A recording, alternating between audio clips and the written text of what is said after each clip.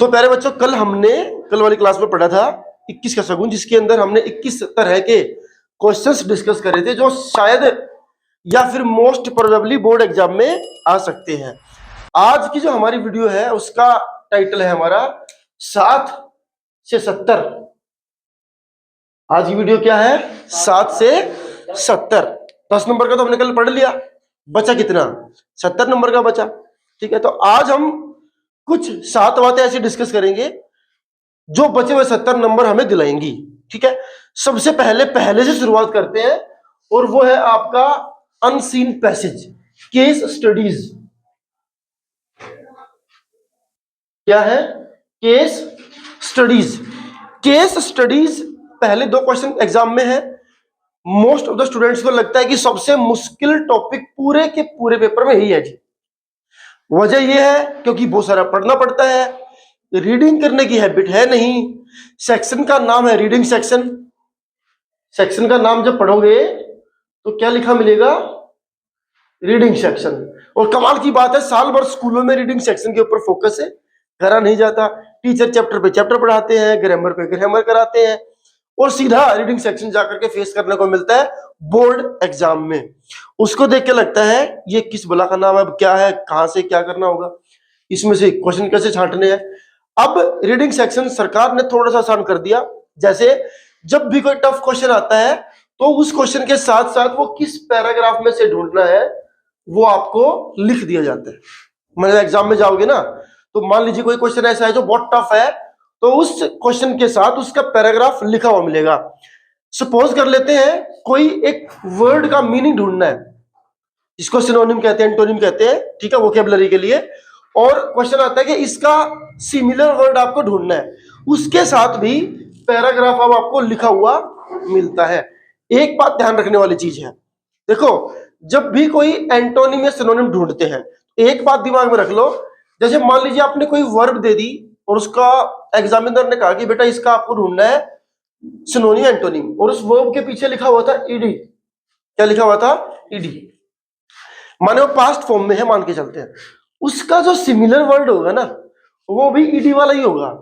ध्यान रखो इस बात को। किसी वर्ड का आपको मीनिंग ढूंढना है, उसके पीछे लिखा हुआ है आईएनजी, तो समझ के चलो उसका सिनोनिम, उसका सेम मीनिंग जो भी होगा ना वो भी आईएनजी वाला ही होगा, क्योंकि वो फोर्थ फॉर्म है। तो फोर्थ फॉर्म के बराबर जब अगर कोई वर्ड आएगा तो फोर्थ फॉर्म ही होगी। वैसे इसकी कोई ट्रिक नहीं होती है, ये आपको पढ़ना होता है, इसकी इंटेंसिव रीडिंग करनी होती है ध्यान से। इसलिए मैंने कल कहा था कि आज हम ग्रामर सेक्शन को कर लेते हैं, इसको ऐसे कर लेते हैं कि पेपर में 10 मिनट लगाने इस पे बस। उसके बाद जो ज्यादा टाइम फोकस करना है वो अपनी केस स्टडीज पर ही करना है, क्योंकि ये टाइम कंज्यूमिंग है। इसको 1 से सवा घंटा आपको ध्यान से इस पे समय देना पड़ेगा, उसमें कोई दूसरी ऑप्शन नहीं है। और नंबर भी 1-2 नहीं है बेटा, 20 नंबर है। दूसरा ये है कि रीडिंग की हैबिट से जब हमारी बन जाती है ना, तो उसके बाद जो पैसेज आपके बुक में से आएंगे उसकी फिर एक फ्लो बन जाएगा आपका। अभी आप क्वेश्चन ढूंढते आ रहे हो, उसके बाद ऐसा नहीं है कि बस यही पैसेज आएंगे पेपर में। लिटरेचर के भी तो पैसेज आने हैं, पोएम में से भी आने हैं, चैप्टर में से भी आने हैं, तो वो भी सॉल्व करने हैं। तो ये सारा का सारा जो खेल है ना, ये 30-35 नंबर का, ये किसके ऊपर चलेगा? रीडिंग के ऊपर चलेगा। इसीलिए मैं कह रहा हूं कि जो चीजें बहुत इजी हैं उनके ऊपर टाइम बहुत कम देना है।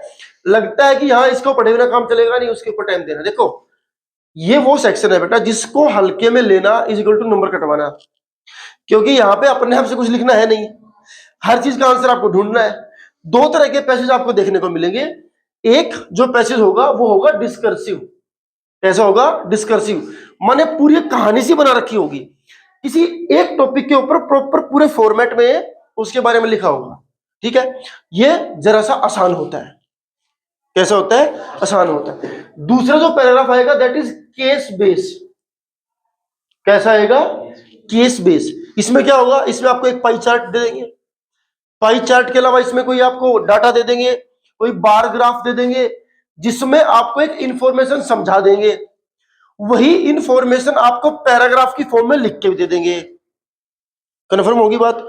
और उसी डाटा में से आपसे क्वेश्चन पूछेंगे। 2005 में क्या नहीं था, कई बार क्या नहीं था वाला क्वेश्चन पूछ लेते हैं। आई बात समझ में या नहीं आई? है ना।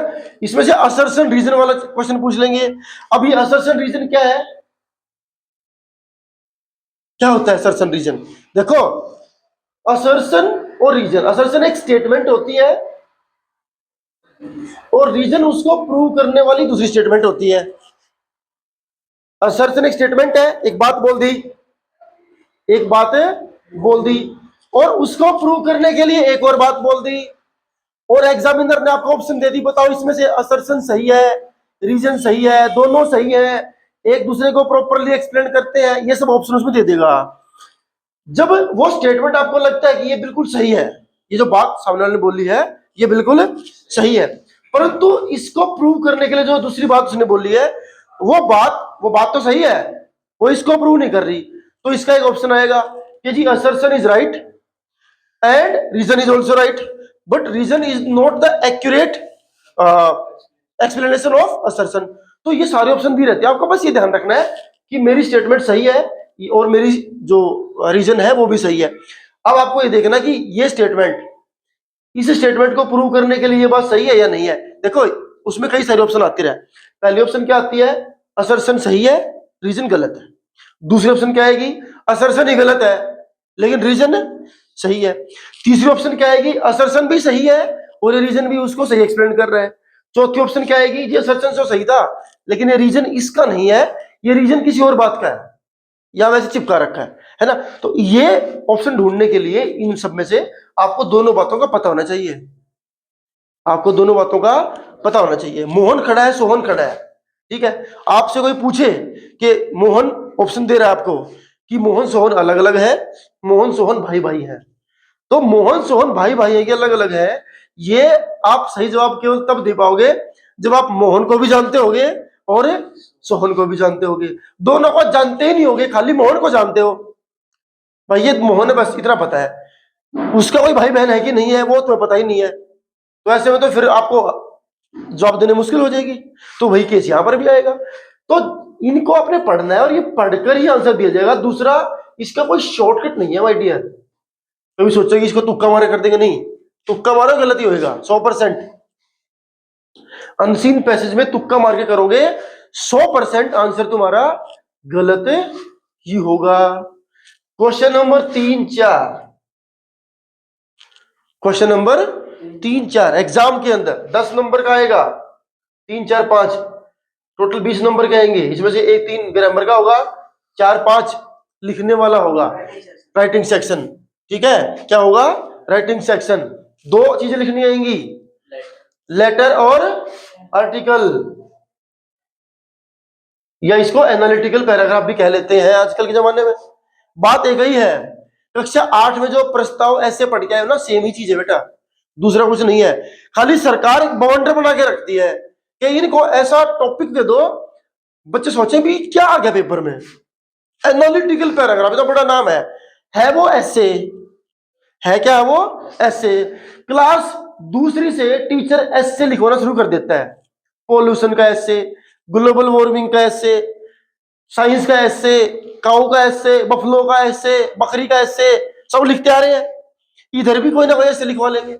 बस फर्क इतना पड़ गया कि आजकल बोर्ड वाले, एजुकेशन वाले सोचते हैं कि बच्चा फोन चलाता होगा, फोन में रोज रोज की नई नई बातें भी सीखता होगा, तो चलिए जो रोज की चीजें हैं उन्हीं में से कैसे लिखवा देख लेते हैं।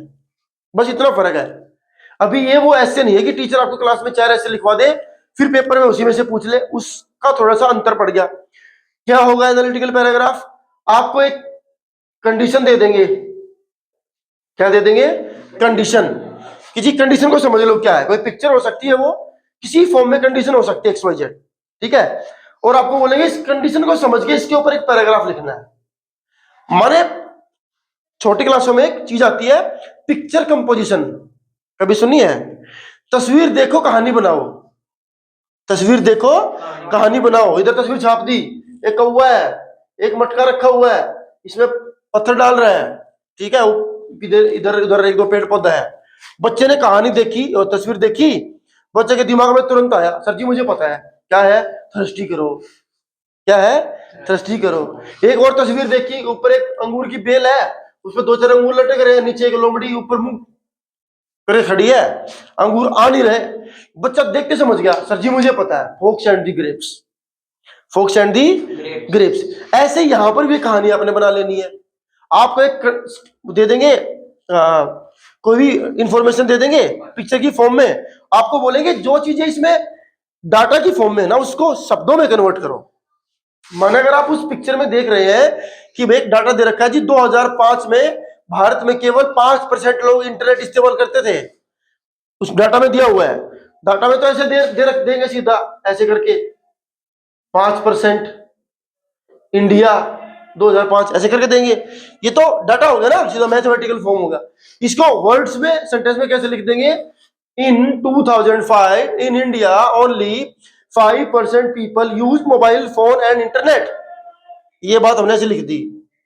फिर आगे एक और 2-3 डाटा और दे रखे होंगे, उसको भी कन्वर्ट कर देंगे। माने मैथमेटिकल डाटा को अपने शब्दों में लिख दोगे, वो आपका बन जाएगा एनालिटिकल पैराग्राफ।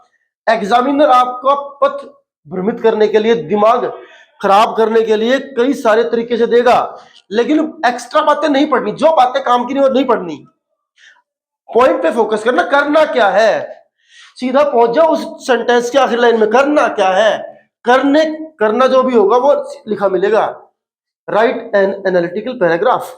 उससे पहले वो ऊल जलूल दुनिया भर की बातें लिख देगा, जिसको पढ़ के 5-4% बच्चे छोड़ ही देंगे, हमसे नहीं होगा, पता नहीं क्या ही लिख रखा है।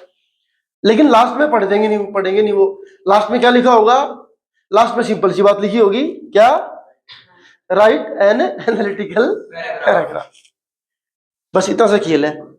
ऐसे लेटर राइटिंग का है, लेटर राइटिंग में फॉर्मेट के नंबर है, ध्यान रखेंगे, लेटर राइटिंग में फॉर्मेट के नंबर है। लेटर टू एडिटर, घोट के पी लेना, पेपर में आएगा, लेटर टू एडिटर, बड़ा सिंपल तरीका है। ये अपना पेज है, सबसे ऊपर की 3 लाइन में सेंडर एड्रेस 1 लाइन खाली, डेट 1 लाइन खाली, receiver address the editor XYZ अखबार न्यू दिल्ली, सब्जेक्ट शॉर्टकट में 5 वर्ड, हाँ 5-7-8 वर्ड्स में, हाँ मिलेगा, क्यों नहीं मिलेगा।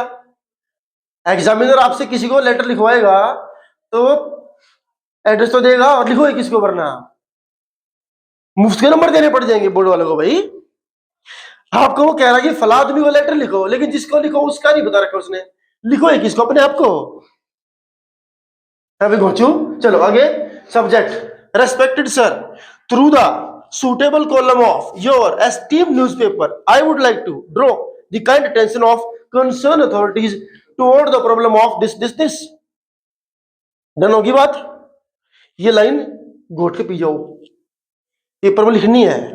उसके बाद 2-3 प्रॉब्लम बतानी। अगर किसी को लेटर लिखना नहीं आता तो भी लेटर पूरा लिखना है, नहीं तो फॉर्मेट के नंबर नहीं मिलेंगे।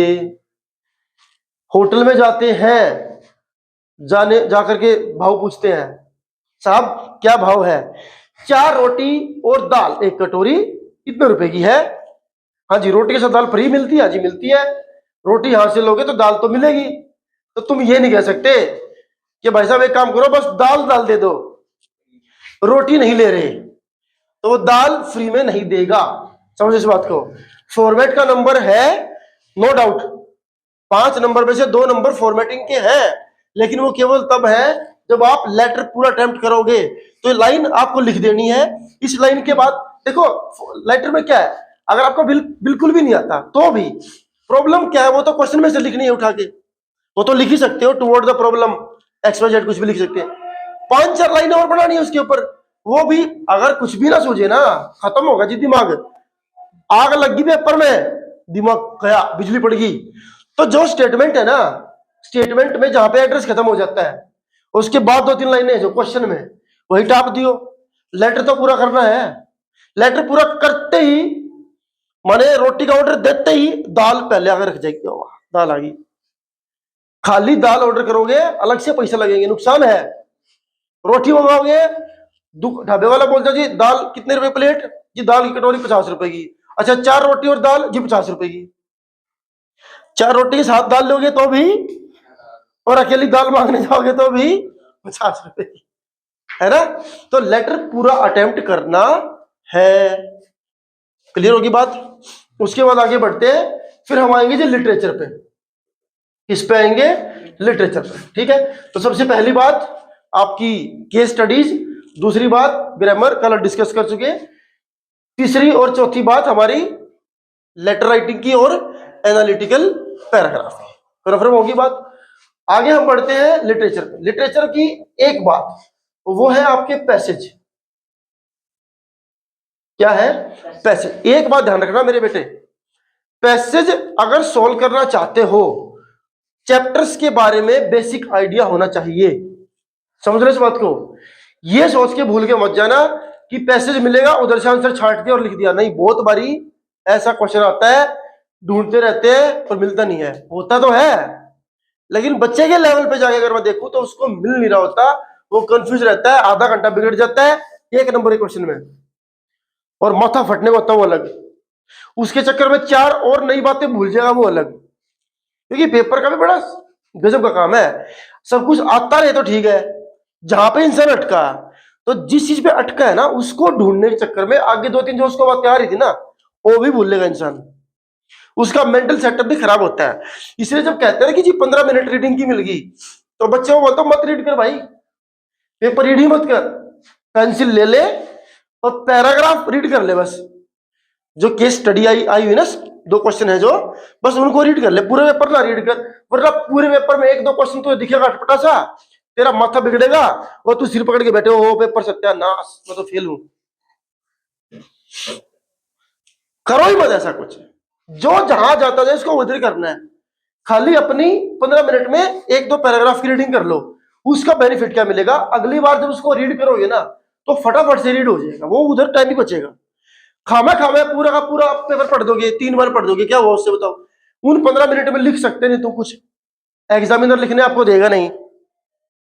समझ रहे मेरी बात को? जो 15 मिनट रीडिंग की मिलेंगी उसमें एग्जामिनर आपको लिखने नहीं देगा। उसमें ये बोलेगा कि ये क्वेश्चन पेपर है जी, आंसर शीट की सील अभी नहीं तोड़नी, क्वेश्चन पेपर खोलो, इसको चाहे 4 बार रीड करो चाहे 5 बार करो। समझ रहे मेरी बात को? तो रीड करने का जब टाइम मिला तो रीडिंग सेक्शन को ही निपटा लो। लो जी ठीक है, रीड ही कर लेते हैं। आप भी क्या रखोगे, आप भी क्या रखोगे, हम आपको रीड ही करके दिखाते हैं इस बार। और पेंसिल से हर एक मुश्किल मुश्किल वर्ड पे एक टिक्की लगाते चलो। पूरा तो लिख तो नहीं पाओगे उस पे, वरना टोकेंगे टीचर आपको, टिक्की लगा ली। ऐसा तो है नहीं जितने भी पैराग्राफ में वर्ड आएंगे सारे तुम्हें ऐसे लगेंगे जैसे कि मंगल ग्रह से आगे हो। कुछ तो आसान भी होंगे उसमें, लेकिन कोई कोई ऐसा भी होगा जो आपने पहली बार ही देखा होगा, सुना होगा, जिसके बारे में आता ना पता, ऐसा को टिक कर लो। मान के चलो 99.99% अगर उस पैराग्राफ में से कोई सिनोनिम या एंटोनिम छांटना आया तो उन्हीं में से होगा जो तुम्हें बिल्कुल भी नहीं पता। जो शब्द तुम्हें बिल्कुल भी नहीं पता ना उन्हीं में से आएगा एंटोनिम सिनोनिम। लिखवा कर ले जाओ मेरे पे, काले पे सफेद लिखवा लो। Antonym synonym word power vocabulary उन्हीं वर्ड्स में से आएगी जो वर्ड तुमने उस पैराग्राफ में जिंदगी पहली बार देखे हैं। और वो मैंने आपको बता दिया कि आपको देख लेना है किस वर्ड का सिनोनिम ढूंढना है। वर्ब है तो उसका ऑप्शन वर्ब ही मिलेगा सही जवाब। नाउन को ढूंढ रहे हो तो नाउन ही उसका सही जवाब मिलेगा। किसी और चीज को ढूंढ रहे हो तो कोई और चीज मिलेगी। कोई आप विशेषता ढूंढ रहे हो एडजेक्टिव, तो एडजेक्टिव ही मिलेगा उसका सिनोनिम एंटोनिम। आई बात समझ में?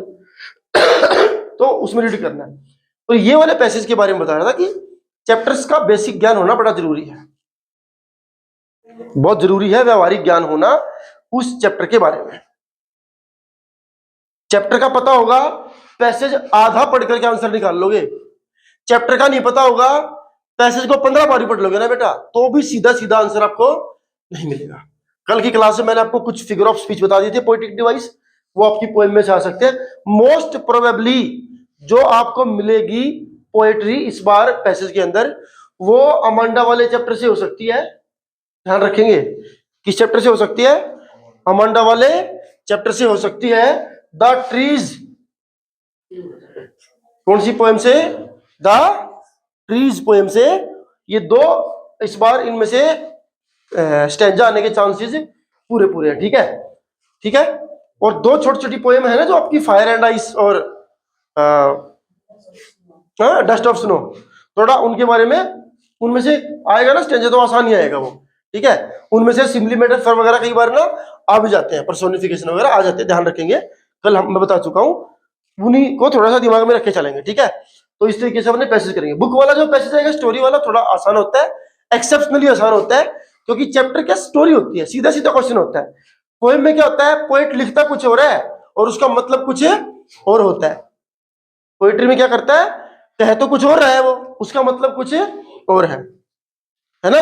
दिल कहता है चल उनसे मिल, चलते हैं कदम रुक जाते हैं, है ना। तो वो कह कुछ हो रहा है, मतलब कुछ उसका और ही है, ठीक है। तो इस तरीके से करेंगे। उसके बाद अगले पॉइंट पे आते हैं, और वो है आपके शॉर्ट क्वेश्चंस। कौन से क्वेश्चन है, शॉर्ट क्वेश्चन। आपको 7 चैप्टर बता दूंगा, जिन चैप्टर में से क्वेश्चन 100% आएंगे। कितने परसेंट आएंगे, 100%। 7 चैप्टर के क्वेश्चन अगर आप कर लेते हो तो आपको 7 ही क्वेश्चन करने हैं, ज्यादा क्वेश्चन करने भी नहीं है। आई बात समझ में या नहीं आए, है ना। हाँ, तो 7 शॉर्ट क्वेश्चन। देखो शॉर्ट क्वेश्चन आएंगे इजी, ये आएंगे स्टोरी बेस्ड क्वेश्चन, ध्यान रखेंगे। शॉर्ट क्वेश्चन कैसे आएंगे, स्टोरी बेस्ड आएंगे। 3 से 4 मतलब 5 लाइन मैक्सिमम है, ध्यान रखेंगे। कभी उधर ही आधा पेज, 1 पेज पूरा उस पर लिख दो, नहीं। बिना वजह की एनर्जी वेस्ट नहीं करनी है, उस एनर्जी को कहीं और लगा लेना, रीडिंग सेक्शन में लगा लेना। जो जितना पूछे जाए उतना ही लिखना है, अपने आप चौधरी नहीं बनना है पेपर में। कभी ये ना सोचो कि ओहो ये तो मेरे हिसाब का क्वेश्चन आ गया, इसमें देखो जब दिखाता हूं मैं, पूरा 1 पन्ना ही भर दिया। शॉर्ट आंसर में ऐसा मत करना कि ये तो जी मेरे लेवल का क्वेश्चन आ गया, इसमें तो मैं 3 पेज भी भर दूंगा, छोटे क्वेश्चन में 3 पेज। ऐसा भी नहीं करना है, समझ रहे हो मेरी बात को। ऐसा बिल्कुल नहीं करना, जितना सामने वाला पूछे उतना ही उसको परोसना है। ले भैया आपने इतना पूछा ना, इतना बता दिया। नेल्सन मंडेला वाले चैप्टर में से शॉर्ट क्वेश्चन 120%। इसका ट्विन ऑब्लिगेशन घोट के पी लेना। नेल्सन मंडेला का ट्विन ऑब्लिगेशन और 2 नेशनल एंथम वाला पॉइंट आज रात को बैठ के इसको पी लेना घोल के, ठीक होगी बात, ठीक है। लेंचो वाले चैप्टर में से रेन ड्रॉप्स को कौन से कंपैरिजन, ये वाला जो कॉन्सेप्ट है, इसको आज घोट के पी लेना, ठीक है। हाँ, नेल्सन मंडेला और लेंचो वाला चैप्टर, ठीक है। कस्टर्ड द ड्रैगन वाली पोएम में से शॉर्ट क्वेश्चन आएगा इस बार, घोट के पी लेना। एनसीईआरटी में क्वेश्चन दे रखे हैं 5-4, रट लेना उनको अच्छी तरह से। और अब तो रट ही लेना बेटा, अब तो मैं ये भी क्या समझ लेना, नहीं तो रट ही लियो। अब समय कम है, इतने समय में रट ही लो। भाई बस समझने बैठे हुए तो रात हो जाएगी, एक ही चैप्टर होगा, मैं समझते रहना। फिर टन टन टन टन टन टारा चलती है 9 से 12, तो काम ही खत्म हो जाएगा ना। फिर तो 12 बजे तो तंबू खट जाना है ना, फेल पास 1 बजे तो सेंटर से बाहर है ना। तो ये चीज है, ठीक है। तो नेल्सन मंडेला वाला हो गया आपका, लेंचो वाला हो गया, और कस्टर्ड वाली पोएम हो गई। गोवा वाला चैप्टर इस बार शॉर्ट क्वेश्चन फंस गया, चप गया। गोवा वाला चैप्टर है, बेकर फ्रॉम गोवा, पेपर में क्वेश्चन है, छप गया।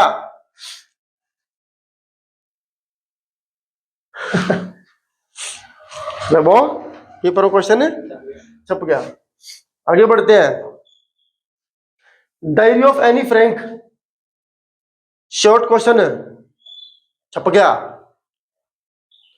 डायरी ऑफ एनी फ्रैंक से शॉर्ट क्वेश्चन है, छप गया। अभी दूसरे बुक की बता रहा हूं, इसमें शॉर्ट क्वेश्चन है। एक क्वेश्चन एक पोएम में से आएगा। ये मान के चलो आपकी जो पोएम है ना, ये वाली एनिमल्स वाली, एनिमल वाली पोएम है ना, जो इसको ध्यान से पढ़ ले, शॉर्ट क्वेश्चन इसमें आ सकता है। एनिमल वाली पोएम में से है ना, दूसरी एनिमल्स वाली, जिसमें वो कहते हैं ना एनिमल्स में ना वो चैम्पियन वाली नहीं, वो तो how to tell wild animals है। एक और पोएम है जिसमें एनिमल्स के बारे में बताता है, वो समझाया था मैंने आपको पोएट्री वाले में, जिसमें वो ये कहता है कि एनिमल्स इंसानों से बहुत फार बेटर है। एक पोएम और है बेटा, उसका नाम एनिमल्स है। चैमिलियन वाली तो पोएम है how to tell wild animals. How to tell wild animal अलग है भाई, नहीं, वो अलग है, वो अलग है, जिसमें बंगाल टाइगर और सारे एनिमल्स वगैरह, वो अलग है। उस पोएम का नाम है how to tell wild animals. मैं जो पोएम बता रहा हूं उसका नाम एनिमल्स ही है खाली, उस पोएम का। ठीक है, ठीक है। तो एनिमल्स के बारे में क्वेश्चन आएगा मेरा, थोड़ा देख पा रहा हूं मैं। अब एनिमल्स जिन जिन पोएम में हो देख लेना बेटा अपना हिसाब किताब, मैंने बता दिया आपको। पेपर में एनिमल वाला क्वेश्चन है, रणबीर कपूर वाला एनिमल नहीं, असली का एनिमल है। ठीक है, अब देख लेना किस किस पोएम में एनिमल का जिक्र है। मेरे को यहां से दिख रहा है आंख बंद करके काला जादू, और वो पूरा क्लियर नहीं हो रहा, एनिमल एनिमल दिख रहा है बस। अब हिंट तो मिल गया है ना। चलो अब आते हैं दूसरी बुक पे, आ जाते हैं बेटा शॉर्ट क्वेश्चन पे। दूसरी बुक में से हरि सिंह के ऊपर क्वेश्चन आ गया। देखो हर चैप्टर में से एक, हर चैप्टर का मेन कैरेक्टर होता है, जब भी क्वेश्चन बनेगा उस कैरेक्टर के आसपास ही बनेगा। आई बात समझ में। अब हरि सिंह और अनिल है, अनिल और हरि सिंह के अलावा किसी और बात के बारे में क्वेश्चन बन ही नहीं सकता। ऐसा क्वेश्चन कोई आएगा ही नहीं जिसमें हरि सिंह या अनिल का जिक्र ना हो। कोई एग्जामिनर इस चैप्टर में क्वेश्चन बना के दिखा दो जिसमें हरि सिंह या अनिल ना आए। तो अनिल हरि सिंह का आपको अच्छी तरीके से पता है कि कैसे हरि सिंह एक चोर था, अनिल को उसने अपनी बातों में लिया, उसे घर पे चला गया, चोरी करने की कोशिश करी, नहीं कर पाया, सुधर गया। ये एक प्रोसेस है, इसमें से क्वेश्चन आपको मिलेगा। ठीक है, डन होगी बात। ट्रिकी के ऊपर क्वेश्चन छप गया। ट्रिकी जो कूता है, कूता है ना, ट्रिकी डॉग, हाँ, ट्रिम्प ऑफ सर्जरी में से शॉर्ट क्वेश्चन पेपर में छप चुका है। ठीक है, the making of a scientist, short question आ गया इस बार, किस्मत तुम्हारी बेटा। The making of a scientist में से भी क्वेश्चन छप गया।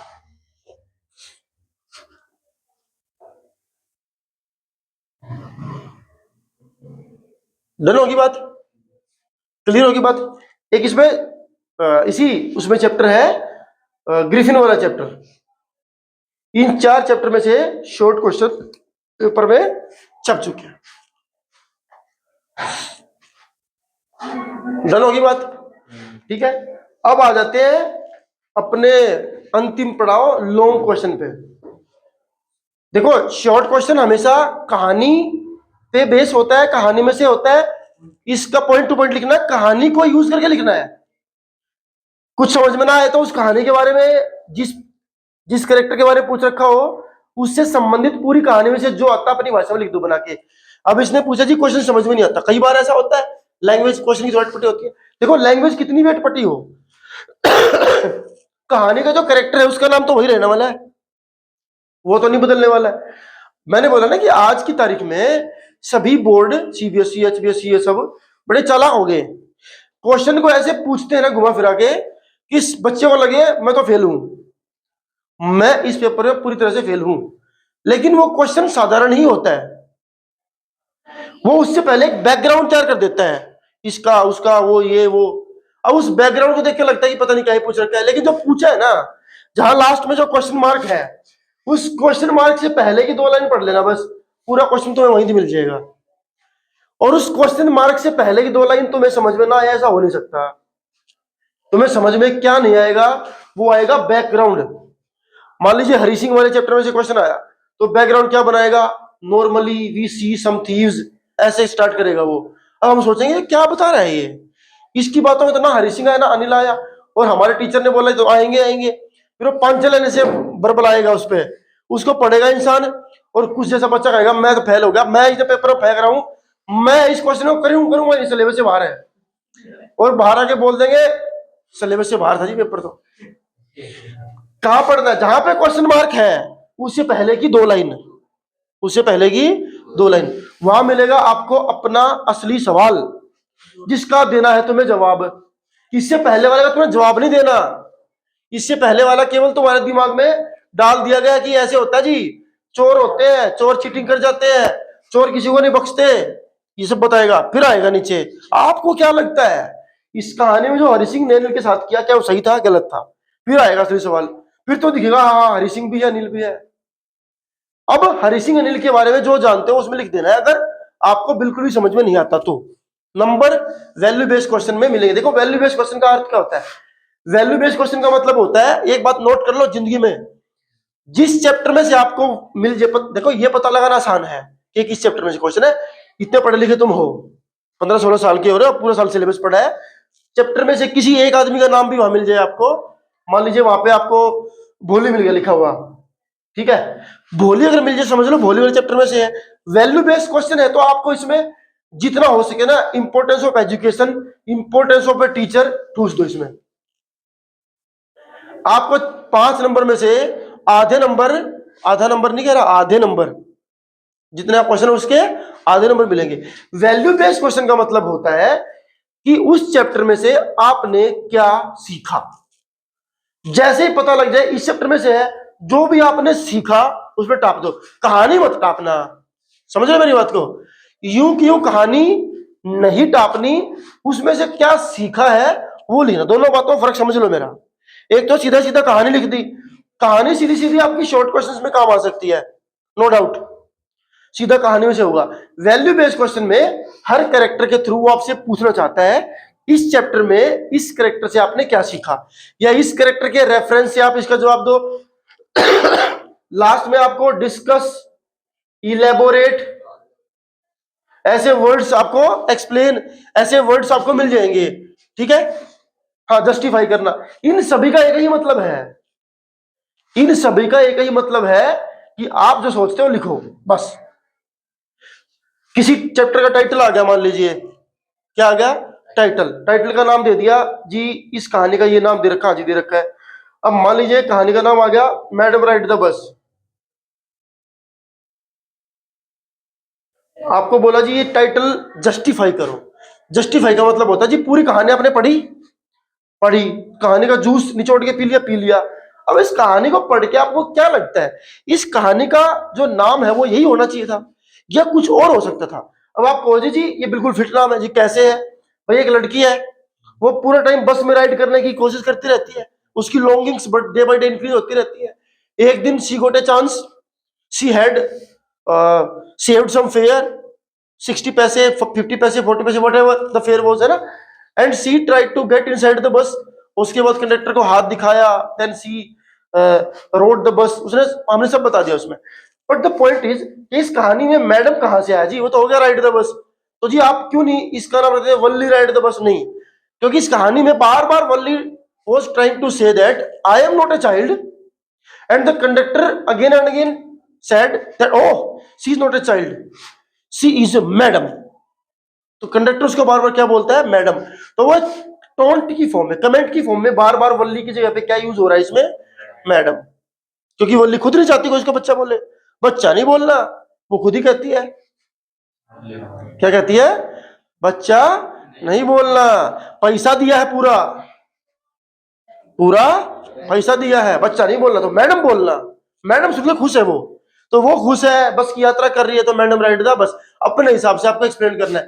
तो जब चैप्टर का पता लग जाए तो उस चैप्टर में जो सीखा है अगर वो आपको ध्यान है तो आप उसमें वो लिख देंगे। और अगर आपको क्वेश्चन की स्टेटमेंट सही समझ में आ रही है फिर तो कोई दिक्कत ही नहीं है।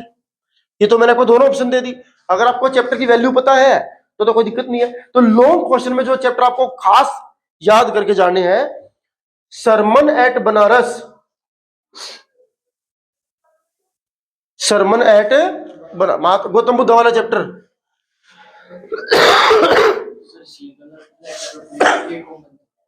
है? हाँ आते उस पॉइंट पे आता हूं मैं, वो हमारा अंतिम पॉइंट है। दो चैप्टर्स का कैसे इंटरकनेक्टेड जो क्वेश्चन आजकल आते हैं, सरमन एट बनारस और Bholi, sorry madam ride the bus, sorry madam ride the bus, sermon at Banaras and madam ride the bus. ये इन दोनों में से कई बार एक ही क्वेश्चन ही बन जाता है, ठीक है। द प्रपोजल, द प्रपोजल की थोड़ी सी रीडिंग लेके चले जाना, ठीक है, ऑप्शन में क्वेश्चन आ सकता है इस बार, ठीक है। The proposal, sermon at Banaras, madam ride the bus और द प्रपोजल, लॉन्ग क्वेश्चन यहीं से फंस रहा है पेपर में। डन होगी बात। दूसरी बुक की अगर मैं बात करूं, आपको दूसरी बुक की बता देता हूं मैं, द नेकलेस भोली, द नेकलेस और भोली, ठीक है, द नेकलेस और भोली, और इस बार एक क्वेश्चन ऑफ ट्रस्ट। 3 चैप्टर अच्छी तरह टाप लेना, 3 चैप्टर अच्छी तरह से टाप लेना। अब आते हैं अंतिम मुद्दे, 7वें मुद्दे पर। ठीक है, मुद्दा क्या है, जैसा कि इसने बताया अभी कई बार 2 चैप्टर्स का एक क्वेश्चन आता है। शॉर्ट क्वेश्चन तो नहीं आएगा, ऐसा लॉन्ग क्वेश्चन आएगा, वैल्यू बेस्ड क्वेश्चन। 2 चैप्टर का एक क्वेश्चन कैसे आएगा, जिसने बताया क्या क्वेश्चन था, ब्लैक एरोप्लेन और सीगल में क्या कॉमन है, क्या कॉमन है, ब्लैक एरोप्लेन में और सीगल में क्या कॉमन। देखो एक चीज बड़ी कॉमन है, जो एरोप्लेन इस कहानी में है उसके पायलट को लग रहा था डर, क्या था, डर, और जो बेबी सीगल था उसको भी क्या लग रहा था, डर। एरोप्लेन ओल्ड डकोटा के जो पायलट ने भी अंधाधुंध एक पायलट को फॉलो करा, ब्लैक एरोप्लेन को फॉलो करा, उसने बोला आ मेरे पीछे, दे रहा है नहीं, आ चलो, अंधाधुंध फॉलो करा, ये देखे बिना कि क्या है अगल बगल। इन द सेम वे जो सीगल था उसने भी अपनी मदर सीगल को फॉलो करा बिना देखे, उधर से उड़ के आई, उसकी चोंच में बकरी थी, बकरी नहीं मछली, मछली थी, उसकी चोंच में क्या थी, मछली थी, वो उड़ के आ रही थी। इधर सीगल ने देखा हो मम्मी जी आ गई, वो दौड़ा, उसको सीगल वो थिंकिंग कि हम इस एज पे मिलेंगे, माता जी यहां लैंड करेंगी, मैं उधर पहुंचूंगा और टाप से मछली खा लूंगा। अब हुआ क्या, हुआ कहानी कुछ और ही होगी। माता जी आई, बच्चा दौड़ा, बच्चा एज पे पहुंचा, बच्चे ने देखा ही नहीं मैं कहा हूं। लालच बुरी बला है ना, ध्यान मछली पे है, और मछली तो देख के भाग रहा था, ऊपर देख के भाग रहा था, जमीन है ही नहीं नीचे। माता जी ने बीच में ले दी ब्रेक, इमरजेंसी ब्रेक, और कन्नी काट दी इधर, और वो भागा चला गया, और जब देखा नीचे, अरे बाप रे, जमीन है ये नहीं, सीधा गोता गोत पानी में। ठीक हो गया। In the same way black aeroplane के पीछे पीछे भी ओल्ड डकोटा वाले ने अपना प्लेन चलाया, ये देखे बिना मैं कहां जाऊंगा, क्या करूंगा, कितना तेल है, क्या है क्या नहीं है, दौड़ पड़ा। और जैसे अपनी माताजी के पीछे भागने की वजह से वो नीचे पानी में गिरा और फिर उड़ा, ऐसे ही ब्लैक एरोप्लेन के पीछे पीछे भागने की वजह से ओल्ड डकोटा का पायलट भी उन क्लाउड्स को पार करके चला गया और सेफ लैंड। तो इस तरीके से कई बार क्वेश्चन जो है वो एग्जाम बनते हैं। जैसे वल्ली वाला चैप्टर है, वल्ली वाले चैप्टर में से और गौतम बुद्ध वाले चैप्टर में से कईयों बार एक कॉमन क्वेश्चन बन जाता है, और कॉमन किसका बन जाता है, life and death, journey of life and death. अब जो गौतम बुद्ध वाला चैप्टर है उसके अंदर पूरा लाइफ डेथ को एक्सप्लेन कर रखा है बुद्धा ने, कहानी उसमें किस्सा गौतमी की ऐसी है, जिंदगी और मौत के बारे में उसको लेसन दिया है। इसी तरीके से जो काऊ वाला इंसिडेंट है, जहां पे गाय पहले जिंदा होती है बाद में मरी पड़ी रहती है रोड के ऊपर, तो ये जो किस्सा था जिसके बाद वल्ली शांत होकर के बैठ गई थी, तो कई बार क्वेश्चन आता है कि जैसे गौतम बुद्धा ने एक इंसिडेंट के थ्रू सिखाया किस्सा गौतमी को, इन द सेम वे वल्ली को भी ये पूरा जो चैप्टर लाइफ एंड डेथ का है वो एक एग्जांपल से समझ में आया। कैसे कैसे आया, फिर वो दोनों को आपको एक उसमें क्वेश्चन लिखना होता है कि जी किस्सा गौतमी को तो यूं समझ में आया कि जब वो खुद घूमने गई जगह जगह, उसने पूछा जी मुझे सरसों की मस्टर्ड सीड चाहिए, इसी तरीके से। और वल्ली को समझ में कैसे आया, पहले खूब उछल रही थी, जिस चीज को एक्साइटमेंट का सोर्स बता रही थी वही चीज, सेम चीज उसको पता लगा कुछ ही परमानेंट नहीं है। तो दोनों को एक लेसन मिला है कि नथिंग इज परमानेंट, और सबके साथ ऐसा होता है। तो कईयों बार ये क्वेश्चन जो है वो मिल जाता है आपको। एक बार क्वेश्चन आता है, जैसे कि आपका making of a scientist chapter है, मेकिंग ऑफ ए साइंटिस्ट और भोली की स्टोरी कई बार आती है, मिक्स होकर आती है। जैसे भोली की लाइफ में एजुकेशन ने बड़ा रोल प्ले करा, वैसे ही जो रिचर्ड एबराइट है उसकी लाइफ में भी बहुत बड़ा रोल प्ले करा है उसकी माताजी ने, और भोली की लाइफ में प्ले किया है उसकी एजुकेशन उसके टीचर ने। तो कई बार दोनों को कॉमनली लिखना आता है, तो इसके लिए बड़ा जरूरी है कि आपको दोनों चैप्टर पता हो, है ना, दोनों चैप्टर की वैल्यू पता होंगी तो आप मैच भी कर लोगे। अगर आपको पता ही नहीं है तो बेटा फिर कोई भी क्वेश्चन है फिर तो बम बम बोले, बम बम बोले, सोने की तोप चांदी के गोले, है कि नहीं, तो फिर तो कोई लाभ है नहीं ना। तो वैल्यू बेस्ड क्वेश्चन जो मैंने आपको बताए हैं, इन चैप्टर्स की आपको वैल्यूज पता होनी करके जानी है कि इस चैप्टर में क्या है, उसकी समरी देख लेना, वीडियो देख लेना समरी की, अपने चैनल की देख लेना, किसी और की देख लेना, कोई दिक्कत नहीं है। पढ़ लोगे सबसे बढ़िया है, किताब में से पढ़ लोगे ना एक बार उसकी समरी को, तो वो सबसे दी बेस्ट है, नो डाउट, ठीक है। और फ्री माइंड होकर जाना है, ये नहीं कि मुझे समझ नहीं आता, नहीं समझ में आएगा। जैसे मैंने क्या बोला, जहां पे क्वेश्चन मार्क है उसके ऊपर की 2 लाइन पढ़नी है, सारा क्वेश्चन उधर मिलेगा। शुरू से पढ़ोगे काम खराब हो सकता है। पेपर की रीडिंग, पूरे पेपर की रीडिंग 15 मिनट में नहीं करनी है। क्या रीड करना है? अपना अनसीन पैसेज रीड करना है। आई बात समझ में? जो चीज लगे अटपटी है अभी मेरे से नहीं होगी, उस पे बिना वजह की एनर्जी वेस्ट नहीं करनी। आगे बढ़ो, ठीक है, आगे बढ़ जाओ, उसको छोड़ दो। समय मिला है 15-20 मिनट का, उस मोमेंट पे जाकर के आप उसको आराम से ट्राई कर सकते हो, उसके ऊपर मेहनत कर सकते हो, आराम से पेपर अटेम्प्ट हो जाएगा। और आज हमने 70 नंबर का जो ट्राई लिया है, इस 70 में से 60+ मार्क्स कहीं नहीं गए अगर नॉर्मल पेपर करके भी आओगे तो। और कल वाले में से 10 तो है ही, 10 में से कोई दिक्कत ही नहीं है, छप गए वे तो, छप गए है ना कुछ। हाँ, तो 60-10 70+ नंबर, मतलब 90+ स्कोर तो यूं है, यूं फटे, कैसे फटे, कुछ बात समझ में आई। लेकिन ये जो बातें बताई ना बेटा, ये अब स्टडी करनी है।